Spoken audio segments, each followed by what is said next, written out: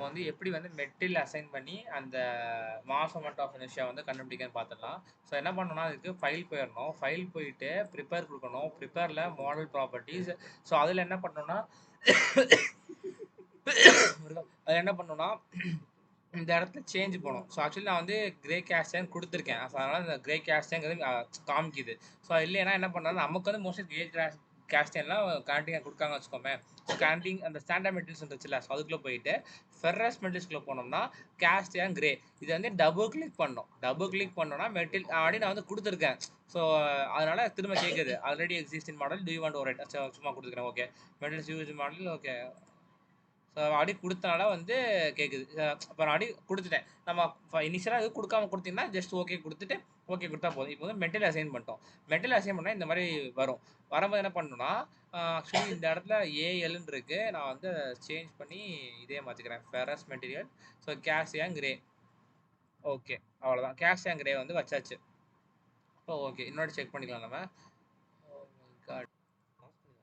அது வந்து என்னன்னா இப்போ வந்து இந்த இடத்துல வந்து நமக்கு இந்த இடத்துல மெட்டீரியல் காமிக்குதுல்ல. ஸோ இந்த மாதிரி மெட்டீரியல் இருக்கும். ஓகேவா? இந்த மாதிரி எடுத்துட்டு ஒரே நிமிஷம். இந்த மாதிரி இருக்கும்.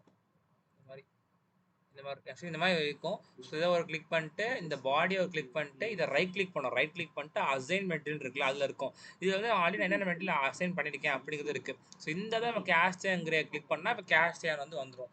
இப்போ என்ன பண்ணணும்னா திரும்ப ஃபைலு ப்ரிப்பேரு மாடல் ப்ராப்பர்ட்டிஸ் போயிட்டேன்னா கேஸ்டியான் இங்கே இருக்கும். அதுக்கப்புறம் என்ன பண்ணணும்னா இந்த இடத்துல மாஸ் ப்ராப்பர்ட்டிஸ் இருக்குல்ல அதை நம்ம சேஞ்ச் பண்ணோம். சேஞ்ச் கொடுத்தோம்னா இங்கே வந்து இனிஷியலாக என்ன இருக்குன்னா ஜாமெண்ட்ரி மட்டும்தான் இருக்கும். அதை நம்ம ஜாமெண்ட்ரி அண்ட் பேராமீட்டர்ஸும் சேஞ்ச் பண்ணோம். சேஞ்ச் பண்ணிட்டு மாஸ் கொடுக்கணும். ஆன் த பாயிண்ட் இங்கே வந்து டன்னில் இருக்குது. நம்மளோட மாஸ் வந்து 357 கிராம்ஸா. டன்னில் மாற்றோம்னா 0.123 357 போட்டோம்னா டன்னுக்கு வந்துடும்.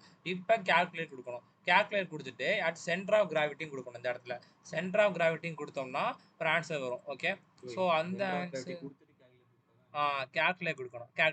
கேல்குலேட் கொடுத்து ஆன்சர் வரும். இந்த ஆன்சர் பார்த்தோம்னா 6.64 இன்ட்டு 10⁻−1 இருக்கும். இதில் என்ன யூனிட் இருக்குன்னா டன்னு மில்லிமீட்டர் ஸ்கொயரில் இருக்கும். நம்ம என்ன பண்ணணும்னா கிலோகிராம் மீட்டர் ஸ்கொயரில் வேணும். ஸோ அதுக்கு ஒன்றுமே இல்லை, ஸ்ட்ரைட்டாக சொல்லிடுறேன். ஸோ 6.64 இன்ட்டு 10⁻−1 இருக்கா, அந்த இடத்துல இன்ட்டு 10⁻−3 மட்டும் போட்டால் போதும். ஒன்றும் இல்லை, இந்த இடத்துல 10⁻−1 இருக்குது, அந்த இடத்துல 10⁻−4 போட்டால் போதும். ஸோ இது வந்து 6.6. ஸோ 6.6 இன்ட்டு 10⁻−4 கொடுத்தாலே போதும். அதுக்கப்புறம் என்னன்னா வந்து என்னன்னா இந்த இடத்துல 10⁻−1 இருக்கும். ஓகே அதை வந்து நம்ம 10⁻−4 மட்டும் எழுதுனா போதும். ஓகேவா? அது எழுதிட்டு இதை மட்டும் இதான் வந்து நம்ம சாப்பிட்டு கண்டுபிடிச்சது. அப்புறம் ஜென்ரேட் ரிப்போர்ட்னு கொடுத்தா அந்த வேல்யூ எல்லாம் அப்படியே இந்த மாதிரி ஷோ ஆகும். அது எடுத்து எழுதிக்கலாம். பட் இதுலேருந்து எடுத்து எழுதிக்கலாம். இந்த வேல்யூ இந்த மாதிரி காமிக்கும். ஓகே ஸோ அவ்வளோதான்டா. ஓகே ஓகே கொடுத்தா முடிஞ்சு. தேங்க்யூ.